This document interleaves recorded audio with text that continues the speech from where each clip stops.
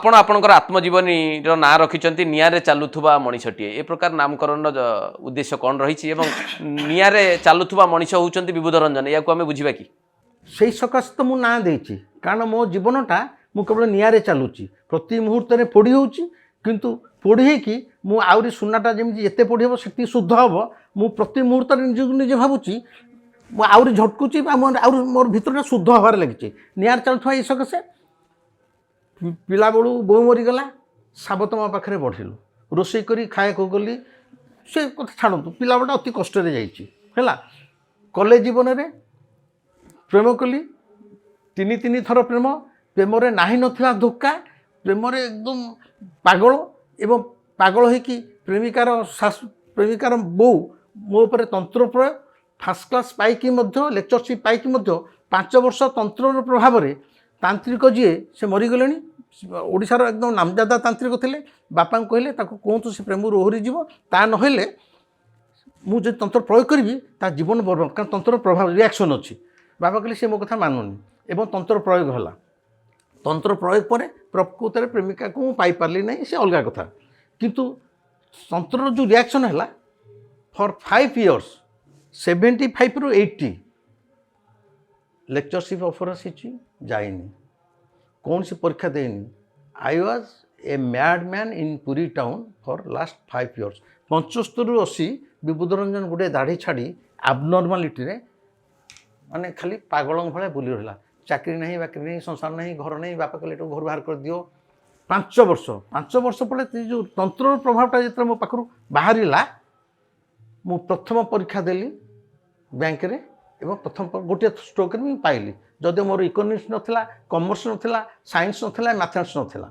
जहाँ मु पाइली एवं तापरे ये सामाजिक परिवर्तन पाई पुरी रे बहुत लोक जानती कारण मु जो काम करे केतले पब्लिसाइज करेनी कि माने सांबादिक मन डाकेनी आमर मर्चीकोट पाखटा अलिया गदा हिसाब से ब्रिटिश समय रेकर्डेड चिठीटा लिखा हम दुर्गा माधव मिश्र अलिया गदा चिठी जड़े पाई अलिया गदा माने आम मर्चीकोट पाखे मंदिर ठू मात्र 25 हाथ दूर म्यूनिसिपालिटी सब अलिया गदा हुए है ये 400-500 वर्षर परंपरा मु निजे एकुटिया ता विरोध में विप्लव करी पूरी कलेक्टर को धमकई पूरा सी अलग कथा अलिया गदाटा को सबुदिन मो चेष्टा हटई चाजी जाए है मंदिर मंदिर किंतु एटा गोटे सिंपल भाव में कहूँ मंदिर भितर अनेक असाधारण कार्यक्रम अतीत होती शुणला मत मंदिर को मत मत फिर बाड़िया को आसवे है केउझर गोटे ट्राइबल झील 16-17 जन गोटे छोट गाड़ी की आसते फास्ट टाइम पूरी मंदिर दर्शन करने मंदिर दर्शन करा बेले कर सारापर 16-17 जन कटी आसती जन को पैसा देदेले से आनंद बजार भितर से अभड़ा खाइबे से खाऊँ ठीक से ही समय से तारी भितर थिबा किछि जी भी हो तांको ऊपर मोलेस्टेशन असाधन आरंभ हो गला है से गोटे बड़ न्यूज ओडिशार मंदिर इतिहास कौन सी खबर कागज से एवं जो आटाक है से अधा खाऊँ आदिवासी झील भारी सिंपल से किसी जानती गोटे हठात जो शारीरिक आक्रमण होते डेईकी माने जो आमर स्नान मंडप से पाचेरी तलू डेई पड़े केत दौड़ी आसले स्पॉट डेथ जनकर है 3-4 जन हॉस्पिटल को आम्बुलांस बुहाले हाथ गोड़ भांगी यहाँ केते बड़ न्यूज मंदिर भितर घटना घटी कौन सी पेपर न्यूज आसलानी कौन सी पेपर सब मु आर्टिकल लिखिली समाज समस्या बंद करदेली कहले ना यहाँ आम घर कथा यहाँ बाहर को बाहर प्रकार नहीं मुझे सौम्य पट्टनायक को फोन कली सौम्य पट्टनायक कहले आपण पठातु मु बाहर करी संवाद में से मसीह जो न्यूज बनाते लाग लाग मोर 5-6टा आर्टिकल आसला सबुरा एगेन्स्ट माने ये जो मंदिर भितर जो सब व्यभिचार सब होता एगेन्स्ट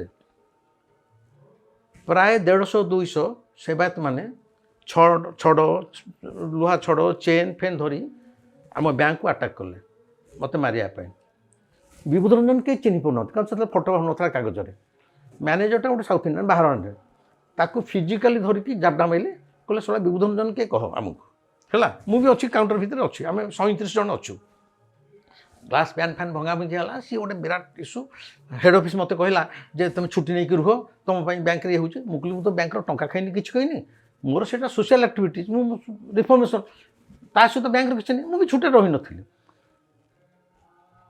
ମୋ ଜୀବନ ପ୍ରତି ସେତେବେଳେ ବିପଦ ମୋ ନାଁରେ ମାନହାନି ମକଦ୍ଦମା ମୁଁ ଯେଉଁଟା କହୁଛି ମୋତେ ମନ୍ଦିରଟା ବ୍ୟାନ୍ କରାହେଇଥିଲା ତେଣୁ ସେ କହିଲେ ଇଏ ଶଳାଟି ପୁରୀର ପିଲା ଆମ ଘରେ କ'ଣ ହେଲା ଇଏ ଆମକୁ ବାହାରେ ବତଉଛି ଏହା ହେଉଛି ଆଉ ମନ୍ଦିର କଥା ଗୁଡ଼ା ବାହାରେ ପଡ଼ିବ ତେଣୁ ଅନେକ ଗୁଡ଼ିଏ ଝଡ଼ ଝଞ୍ଜାକୁ ଆପଣ ଜୀବନ ସାରା ସାମ୍ନା କରିଛନ୍ତି ସାମ୍ନା କରିଛି ମୁକାବିଲା ବି କରିଛନ୍ତି ସବୁବେଳେ କରିଛି ହଁ ଜାନକୀ ପଟ୍ଟନାୟକ ମଧ୍ୟ ହଁ ଆପଣ ମନେ ତ 1999 ଜାନକୀ ପଟ୍ଟନାୟକର ଶେଷ ଟର୍ମ ଅଞ୍ଜନା ମିଶ୍ର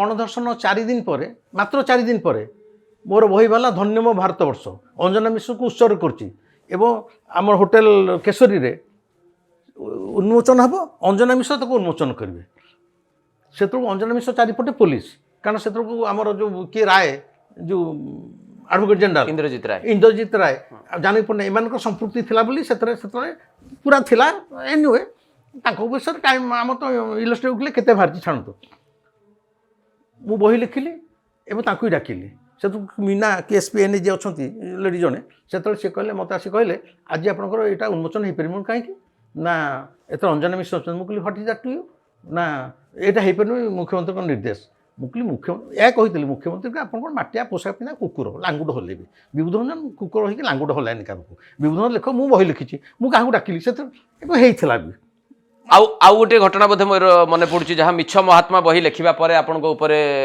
ଜୋରଦାର ଆକ୍ରମଣ ଉଦ୍ୟମ କରାଯାଇଥିଲା ଆପଣ କୁଆଡେ ମାନେ ଫେରାର ହେଇଯାଇଥିଲେ ଫେରାର ହେଇଯାଇଥିଲି ସେ ବହି ଲେଖିଛି ବିଭୂତି ରଞ୍ଜନ ଫେରାର ପୋଲିସ ଖୋଜୁଛି 300 ପୃଷ୍ଠାର ବହି ମୁଁ ହାଇକୋର୍ଟର ଜଜ୍ ମାନଙ୍କର ମୁଁ ମୁଖେ ବି ଖୋଲି ଦେଇଛି ମାନେ 60,000 ଟଙ୍କା ଦିଅନ୍ତୁ ତାଙ୍କୁ ଆମେ ବେଲ୍ ଦେଇଦେବୁ ଏ ଅଫର ବି ଆସିଛି ସେଇଥିପାଇଁ ବୋଧହୁଏ ଆପଣ ଆତ୍ମଜୀବନର ନାଁ ରଖିଲେ ଯେ ନିଆଁରେ ଚାଲୁଥିବା ମଣିଷ କାରଣ ଆଜି ଯାଏଁ ଏବେ ଲାଟେଷ୍ଟ ମାନେ ମୁଁ କହୁଛି ଏଇ 6 ମାସ ତଳ କଥା ଆପଣଙ୍କୁ ମାନେ ଆଜି ଯାଏଁ କେମିତି ମୋ ଜୀବନଟା ରିସ୍କିରେ ରହିଛି ମୋର ଗୋଟେ ବହି ବାହାରିଛି ଚୈତନ୍ୟ ହତ୍ୟା ରହସ୍ୟ ଚୈତନ୍ୟକୁ ପୁରା ମର୍ଡର କରାହେଇଥିଲା ଗରୁଡ଼ ସ୍ତମ୍ଭ ପାଖରେ ହେଲା ଆଜି ଯାଏଁ 600 ବର୍ଷ ଧରିକି କେହି ସେ ବିଷୟରେ ଲେଖି ନାହାନ୍ତି ଲେଖିବାକୁ ସାହସ କରିନାହାନ୍ତି ଯେଉଁ 5 ଜଣ ବିଶ୍ୱଭାରତୀର ପ୍ରଫେସର ମାନେ ରିସର୍ଚ୍ଚ କରିଥିଲେ ସମସ୍ତେ all were murder Jaydev Mukherjee latest ପୁରୀରେ ଯାହାଙ୍କୁ ମର୍ଡର କରାହେଲା ଏଇ ଚୈତନ୍ୟଙ୍କ ହତ୍ୟା ରହସ୍ୟ PhDଟା ତାଙ୍କର ଉନ୍ମୋଚନ ହେଲା ବେଳକୁ ଜ୍ଞାନୀ ଜେଲ୍ ସିଂ ପ୍ରେସିଡେଣ୍ଟ ଥିଲେ ପୁରୀ ଗୁଣ୍ଡିଚା ମନ୍ଦିର ପାଖରେ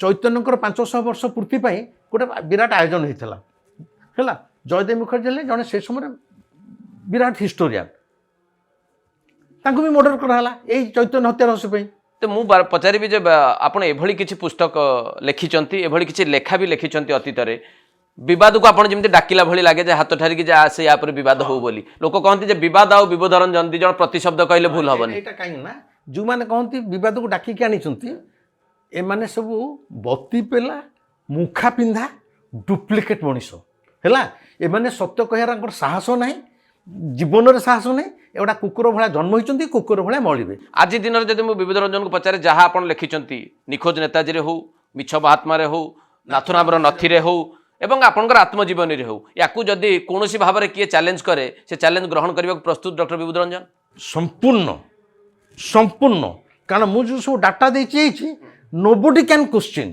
କାରଣ ମୁଁ କାଳ୍ପନିକ ଭାବିକି କିଛି ଦେଇନି ଇତିହାସର ଚୈତନ୍ୟ ମରିଛନ୍ତି 600 ବର୍ଷ ତଳେ 600 ବର୍ଷ ତଳେ ମୁଁ ବି ଜନ୍ମ ହେଇନି କି ନାହିଁ ମୁଁ ଯିଏ ସେ ବହିଟା ବର୍ତ୍ତମାନ ଓଡ଼ିଆ ଇଂରାଜୀ ବେଙ୍ଗଲୀ 3ଟାରେ ଟ୍ରାନ୍ସଲେଟରେ ବିକ୍ରି ହେଉଛି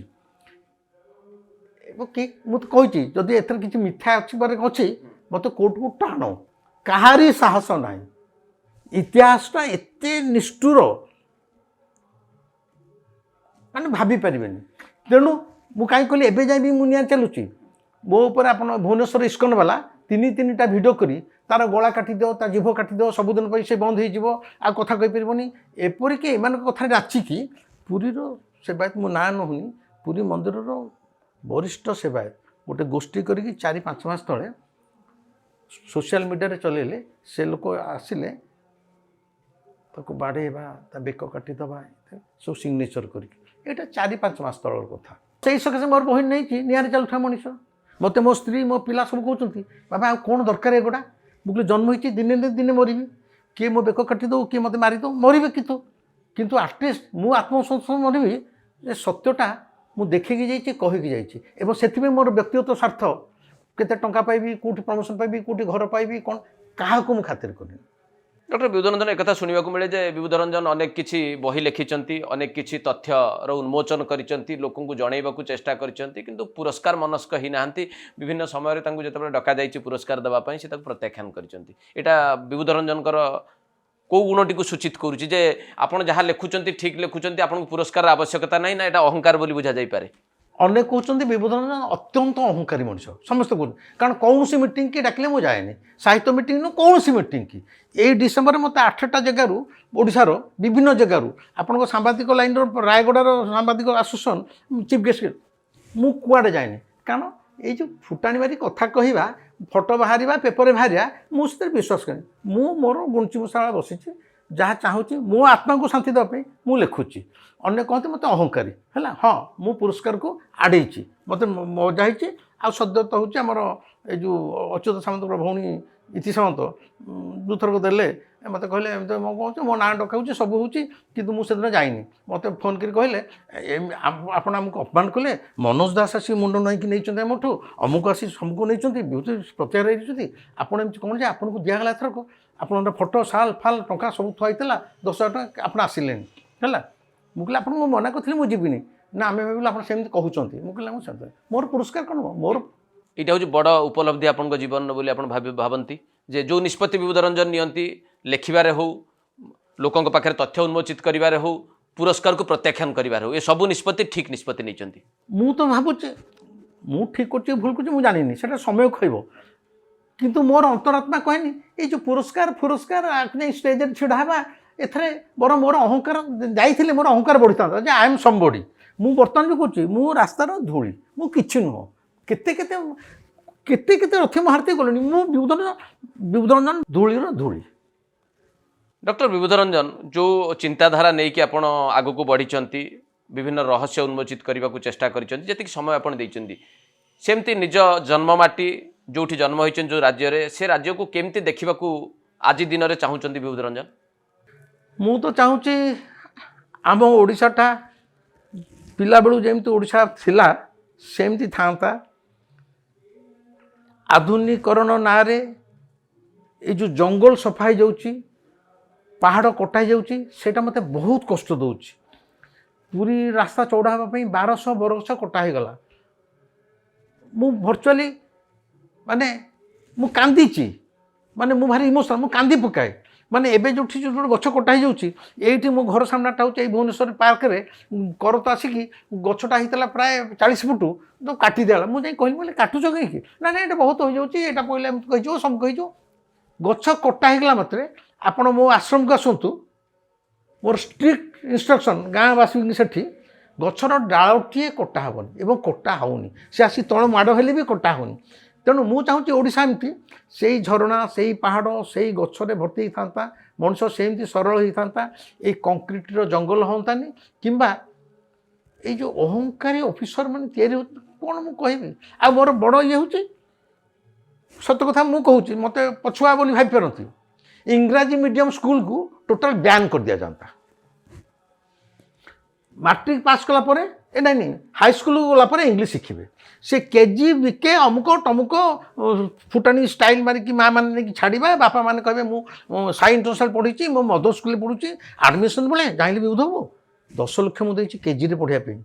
ଅହଙ୍କାର ମୋତେ କହୁଛନ୍ତି, ମୁଁ କେଜିରେ 10 ଲକ୍ଷ ଦେଇଛି, ବଡ଼ କଥାଟି ତ କରୁଛୁ, ବହୁତ ବଡ଼ କଥା କରୁଛୁ। ନିଜ କ୍ଷେତ୍ରରେ ଯେଉଁ ଜିନିଷଟା ଆପଣ ଚିନ୍ତା କରୁଛନ୍ତି, ସେ ମନୋଭାବଟାକୁ ନିଜ କ୍ଷେତ୍ରରେ ଲାଗୁ କରିଛନ୍ତି, ନିଜ ପରିବାର କ୍ଷେତ୍ରରେ ଆପଣ ଲାଗୁ କରିବାକୁ ଚେଷ୍ଟା କରିଛନ୍ତି। ଡକ୍ଟର ବିବୁଧ ରଞ୍ଜନ, ମୋର ପୁଅ ଯେତେବେଳେ 82 ମସିହାରେ ଜନ୍ମ ହେଲା, ସେତେବେଳକୁ ପୁରୀ ସହରରେ ସେଣ୍ଟ୍ରାଲ ସ୍କୁଲ ଅଛି, କନଭେଣ୍ଟ ଅଛି, DAV ଅଛି, ସବୁ ଅଛି ହେଲା। ମୋ ବଡ଼ ହେଇଗଲେ ଅଧ୍ୟାପକ ବିଶ୍ୱରଞ୍ଜନ, ତାଙ୍କର ପିଲାମାନେ ମୋ ପୁଅଠୁ ଆଗରୁ ଜନ୍ମ ହୋଇଛନ୍ତି, ସବୁ ଅଛି। ଭାଇଙ୍କ ପୁଅ, ମୋ ଝିଅ, ଟିପିକାଲ ସେଇ ସମୟରେ ଯେଉଁ ଆମର ସ୍କୁଲ ଯେଉଁଠି ଡେସ୍କ ନାହିଁ, ଚଟେଇ ପକେଇକି ପଢ଼ିବା କଥା ହେଲା, ପଢ଼ିକି ସେମାନେ 5ମ ପାସ୍ କରୁଛନ୍ତି। ସେଇ ବ୍ୟାଗ୍ କନା ବ୍ୟାଗ୍ ଭିତରେ ବ୍ୟାଗ୍ ନେଇକି ହେଲା ଷଷ୍ଠରୁ ଜିଲ୍ଲା ସ୍କୁଲରେ ପଢ଼ୁଛନ୍ତି ଯାହା ଯେତିକି ଇଂଲିଶ ଶିଖିଲେ ଶିଖିଲେ ତ ଯାହା ଆପଣ କହୁଛନ୍ତି ଯାହା ଭାବୁଛନ୍ତି ତାକୁ କାର୍ଯ୍ୟକାରୀ କରିବାକୁ ବି ଚେଷ୍ଟା କରିଛନ୍ତି ନିଜ ଜୀବନରେ। ସେତିକି କରିନି ପିଲାମାନଙ୍କୁ ସେଇ ସମୟରେ ଇଂଲିଶ ମିଡ଼ିୟମ୍ ଥାଉ ଥାଉ ମୋ ପାଖରେ ଟଙ୍କା ଭାଇଙ୍କ ପାଖରେ ଟଙ୍କା ଥାଉ ଥାଉ ପୁରା ଚଟେଇ ବାଲାରେ ପଢ଼େଇଛୁ ପିଲାମାନେ ତାରି ଭିତରେ ପଢ଼ିକି ବାହାରିଛନ୍ତି। ଭାଇଙ୍କ ବଡ଼ ପୁଅ ପ୍ରଫେସର ପୋଷ୍ଟ ଗ୍ରାଜୁଏଟ୍ ଡିପାର୍ଟମେଣ୍ଟ ରେଭେନ୍ସାରେ, ମୋ ପୁଅ ଇଂଲିଶରେ ପୋଷ୍ଟ ଗ୍ରାଜୁଏଟ୍ ଫାର୍ଷ୍ଟ କ୍ଲାସ୍। ମୋ ପୁଅ ଯଦି ଇଂଲିଶ ଲେଖିଦେବ ବିଶ୍ୱାସ କରନ୍ତୁ ଗୋଟେ ଇଂଲିଶ ଲେକ୍ଚର ଅର୍ଡ଼ିନାରୀ ଯେଉଁ ଲେକ୍ଚର ଅଛନ୍ତି ସେ ଶବ୍ଦର ଅର୍ଥ କହିପାରିବନି। ତ ଇଂଲିଶ ମିଡ଼ିୟମ୍ ନ ପଢ଼ି କ'ଣ ହେଇନି ମାନେ ଯାହା କହୁଛି ଖାଲି ସେତିକି ନୁହନ୍ତି। ମୁଁ ଯୌତୁକ ପସନ୍ଦ କରେନି। ଯେଉଁଠି ବାହା ହେଇଛି ତା ମାମୁଁ କମିଶନର ଥିଲେ ଦିଲ୍ଲୀରେ ଇନକମ୍ ଟ୍ୟାକ୍ସ। ଏଠି ମୁଁ କହିଲେ ଆଉ ଲୋକ ଏ ମିଛ କଥା କହୁଥିଲା। ମୁଁ ଗୋଟେ ସୂତାଟେ ମୋର ଯେଉଁ ଟ୍ରକ୍ଟା ଆସିଲା ତାକୁ ଫେରେଇ ଦିଆଗଲା। ବାପା କହିଲା ଆରେ ସେ ପଠେଇଛି ଆମେ ତ ମାଗିନଥିଲେ ପଠେଇ। ମୁଁ କହିଲି କ'ଣ ହେବ ଖଟ ତ ଆମର ଶୋଇବାକୁ ଅଛି ସବୁ ଅଛି। ଆପଣ ମୋ ଦେହରେ ଗୋଟେ ସୁନା ଶାଶୁଘରର ସୁନା ପାଇବେନି, ପ୍ୟାଣ୍ଟ ସାର୍ଟ ପାଇବେନି। ଆବସୋଲ୍ୟୁଟଲି ଯେଉଁ କୁହନ୍ତି କୁଟା ମୁଁ କୁଟା ଆଣିନଥିଲି କିଛି। ଏବଂ ମୋ ବାହାଘରରେ ଲାଇଟ୍ ଝାଡ଼ ଧରିକି କେହି ଯାଉନଥିଲେ। ମୁଁ ସେତେବେଳେ ବ୍ୟାଙ୍କରେ ଅଛି, ଭାଇ ବି ଲେକ୍ଚରର, ବାପା ହେଉଛନ୍ତି ଡେପୁଟି କଲେକ୍ଟର, ଚାକିରିରେ ଅଛନ୍ତି ଡେପୁଟି କଲେକ୍ଟର। ସାଧାରଣ ଗୋଟେ ପଦ୍ମିନୀ ଏଇ ଯେଉଁ କାର୍ ଫିଆଟ୍ କାର୍ରେ ବସିଥିଲି, ସେଥିରେ ଫୁଲ ବି ଲାଗିନଥିଲା। ମୁଁ କହିଲି ଏଗୁଡ଼ା ଏ ସୌଭାଗ୍ୟ ହେବନି ବସିଥିଲି। ଏ ବାହାଘର କରିକି ପୁରୀ ସହରରେ ଲୋକଙ୍କୁ ମୁଁ ଦେଖେଇଛି। ବାହାଘର ଦିନ ଯେଉଁ ଭୋଜି ହେଉଥିଲା ପୁରୀ କଲେକ୍ଟର ପ୍ରସନ୍ନ ପଟ୍ଟନାୟକ ଏଇଠି ଭୁବନେଶ୍ୱର ଅଛନ୍ତି, ବୟସ ହେଇଗଲାଣି, ସବୁ ଆସୁଛନ୍ତି ଖାଇବାକୁ ବସୁଛନ୍ତି। ଆମର ଅଭଡ଼ା କ୍ଷୀରା ଆମର ଏଇ ରୋଷଣୀ ଇଏ ଫାଷ୍ଟ ଫୁଡ଼୍ ଏଗୁଡ଼ା ନୁହଁ। ମୁଁ ହାଫ୍ ପ୍ୟାଣ୍ଟ ପିନ୍ଧିକି ପରସୁଛି। ପ୍ରସନ୍ନ ପଟ୍ଟନାୟକ ପଚାରୁଛନ୍ତି ବାପାଙ୍କୁ ଆଚ୍ଛା ଲକ୍ଷ୍ମୀବାବୁ ଆପଣଙ୍କ ସେ ପୁଅ ବାହାରିଲା କାହିଁ ତାକୁ ଦେଖିଲିନି, କାରଣ କେଉଁ ମଣ୍ଡପରେ ମୁଁ ବସିନି କି ସ୍ତ୍ରୀ ବସିନି ହେଲା। ସେ କହିଲେ ସେଇପରେ ଆପଣଙ୍କୁ ଡାଲି ଦେଇକି ଗଲା। ମୋ ଘରେ ଲାଇଟ୍ ଲାଗିନଥିଲା କି ପେଁକାଳି ବାଜିକି ଗୀତ ବାଜୁନଥିଲା। ବର୍ତ୍ତମାନ ଯୁଗରେ ଯାହା ଚାଲୁଛି ଯାହା ଦେଖିବାକୁ ମିଳୁଛି ବିବୁଧ ରଞ୍ଜନ ତାର ବ୍ୟତିକ୍ରମ କି? ନାଇଁ ବର୍ତ୍ତମାନ ଯେଉଁ ପ୍ରକାର ଚାଲୁ ତାକୁ ତ ଦେଖିଲେ ଜମେ କହିବ ବିବୁଧ ରଞ୍ଜନ ଗୋଟେ ଚିଡ଼ିଆର ପଶୁ ବୋଲି। କିନ୍ତୁ ସେଥିରେ ମୋର ଯେଉଁ ଆତ୍ମ ଉପଲବ୍ଧି ଯେଉଁ ଆନନ୍ଦ ଜୀବନ ଆଟ୍ ଦି ଏଜ୍ ଅଫ୍ 73 ମୋତେ ନେଇ 73 ହେଲା। ମୋର ସାଙ୍ଗସାଥି ମଲେଣି। ମୁଁ ଭାବୁଛି 73 ମୋ ଭିତରେ ଯେଉଁ 23 ବର୍ଷର ଉର୍ଜା ଯେଉଁ ଶକ୍ତି ରୋଗଶୂନ୍ୟ ସାମାନ୍ୟ ଟିକେ ଦୌଡ଼ିକି ଲୋଚାକଚା ବି ହେଇନି ସେଇଟା ତ ଏଇ ଉପଲବ୍ଧିରୁ ଏଇ ପ୍ରାପ୍ତ। କେତେଜଣ ମୋତେ କହିପାରିବେ 73 ବର୍ଷରେ ମୋରି ଶକ୍ତି ମୋରି ଇଏରେ ମୋ ସହିତ ଚାଲିପାରିବେ, ମୋରି ଭଳିଆ କଥା କହିପାରିବେ, ମୋରି ଭଳିଆ। ଆଜି ଦିନରେ ମୁଁ ଯଦି ପଚାରିବି ଡକ୍ଟର ବିବୁଧ ରଞ୍ଜନଙ୍କ ପାଖରେ ସେ ଉର୍ଜା ଅଛି ଯେ ଆଜି ବି ସିଏ ସେଇଭଳି ଲେଖା ଲେଖିପାରିବେ ଯେମିତି ଅନୁସନ୍ଧାନମୂଳକ ଲେଖା ଆପଣ ଲେଖିଥିଲେ ନେତାଜୀଙ୍କୁ ନେଇକି, ମହାତ୍ମା ଗାନ୍ଧୀଙ୍କୁ ନେଇକି, ପୁଣି ସେମିତି କିଛି ନୂଆ ପୁସ୍ତକ ଲୋକଙ୍କୁ ଭେଟି ଦେବା ପାଇଁ ଚାହିଁବେ? ଏ ଶକ୍ତି ଆପଣଙ୍କ ପାଖରେ ଆଜି ଅଛି? ଆଜି ବି ଅଛି, ଲେଖା ଚାଲିଛି। କାରଣ ଚୈତନ୍ୟ ବାହାରିଛି 3 ବର୍ଷ ତଳେ। ତେଣୁ ଏବେ ମୋର କୋଣାର୍କ ଉପରେ ଚାଲିଛି। କୋଣାର୍କ ଉପରେ ଯେହେତୁ କୋଣାର୍କଟା ଆମର ବର୍ତ୍ତମାନ ଆମର ଓଡ଼ିଶାରେ ଗୋଟେ ଇଏ ଥାଏ, କୋଣାର୍କ ଉପରେ ବହୁତ ବହି ଲେଖା ହେଇଛି। ମୁଁ ବି ବହି ଲେଖିବି। କିନ୍ତୁ ଟିକେ ଭିନ୍ନତା ପରିଲକ୍ଷିତ ହେବ ବିବୁଧ ରଞ୍ଜନଙ୍କର କୋଣାର୍କ। ଆଉ ସବୁଠାରୁ ବଡ଼ କଥା ମୁଁ ଆଜି ମାଧ୍ୟମରେ ବି କହିଦେଉଛି ଆପଣଙ୍କୁ 1500-1600 ଶତାବ୍ଦୀରେ ଶ୍ରୀ ଜଗନ୍ନାଥ ମନ୍ଦିର ଉପରେ 18 ଥର ଆକ୍ରମଣ ହେଇଛି ବାହାର ଶତ୍ରୁଙ୍କର ଏବଂ 22 ଥର ଠାକୁର ଆମର ରତ୍ନସିଂହାସନ ଛାଡ଼ି ବିଭିନ୍ନ ଜାଗାରେ ଲୁଚିଛନ୍ତି। କେତେବେଳେ ବଲାଙ୍ଗୀର ସୋନପୁର ପାତାଳି ହେଇଛନ୍ତି, କେତେବେଳେ ଚିଲିକା ଟାପୁ ଭିତରେ ଲୁଚିଛନ୍ତି, କେତେବେଳେ ଜଙ୍ଗଲ ଭିତରେ ଲୁଚିଛନ୍ତି। ଚାଲିଛି 22 ଥର। ଏସବୁ ରହସ୍ୟ ଆପଣ ଉନ୍ମୋଚନ କରୁଛନ୍ତି ଆପଣଙ୍କର ଆଗାମୀ ପୁସ୍ତକରେ।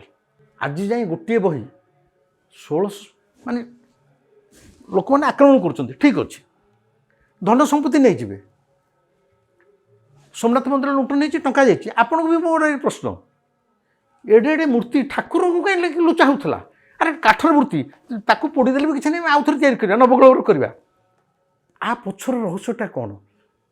ଆରେ ରତ୍ନଭଣ୍ଡାରୁ ଯାହା ନେବେ ଆମ କଥା ନେଇଯିବେ, କିନ୍ତୁ ଆମର ସବୁବେଳେ ଚେଷ୍ଟା କରାହେଇଛି ଆମ ଠାକୁର ସୁରକ୍ଷିତ ରହିବେ।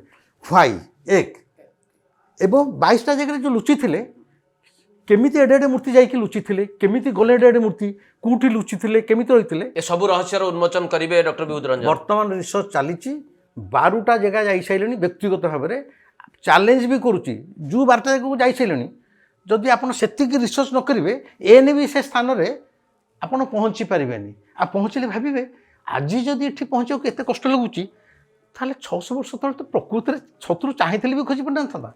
এইটা হব মোর জীবনের সর্বশ্রেষ্ঠ गवेषणा। शेष में डॉक्टर विभूति रंजन आपको पचार चाहिए जे जो रूपांतरण आम ए देखुचु डॉक्टर विभूति रंजन क्षेत्र में से रूपांतरण दिग कुआड़ को जीव विभूति रंजन से ही अनुसंधिचु रे लोकों को तथ्य जनवाई लोकों पाखे अनेक किसी नुआ तथ्य पहुँचाइवाई निज लेखनी चालना करेंगे ना अधिक समय सी श्रीक्षेत्र और श्री जगन्नाथ प्रति समर्पित हे। श्रीक्षेत्र श्री जगन्नाथ प्रति समर्पित हवाटा सेटा भीतर अंतर भाव सेटा तापाई शारीरिक श्रम दरकार नहीं मु समर्पित सब बेले प्रति मुहूर्त किंतु मोर मुख्य है जी दिन जीवन जीची नुआ नुआ तथ्य बही लिखुथि जोगुड़ाक कहीं लेखा को टच करना या कहूँ मो पाखे ना आज दे पारि निश्चय पूरी गला आनिक देवी आपको मो जीवन ठीक कली जे गोटे नोभेल लिखी कारण मोर सब रिसर्च बेस ये गल्प कविता गुड़ा मुझे पोसेनी कि गोटे उपन्यास गोटे लिखी लाइफ गोटे जमी गोविंद दास लिखिते बारिश गोविंद लिखते अवश्य चंद्र मोर ए नगदा अच्छी से बहीर ना हूँ भोग ओडिया साहित्य इतिहास रे आज जाए जब ओडिया भाषा बाहर से पर्टिकुलर टॉपिक उपरे नाई विभूति नाई प्रतिभा नाई मनोज जिते बड़ बड़ ना कहतु महात्मा हुए मुंडे थी कहीं साहस करना बाहर साइज ये बुक फेयर पब्लिश हो गला भोग ताकू जे पढ़ हुए तो से कह ये हूँ प्रचंड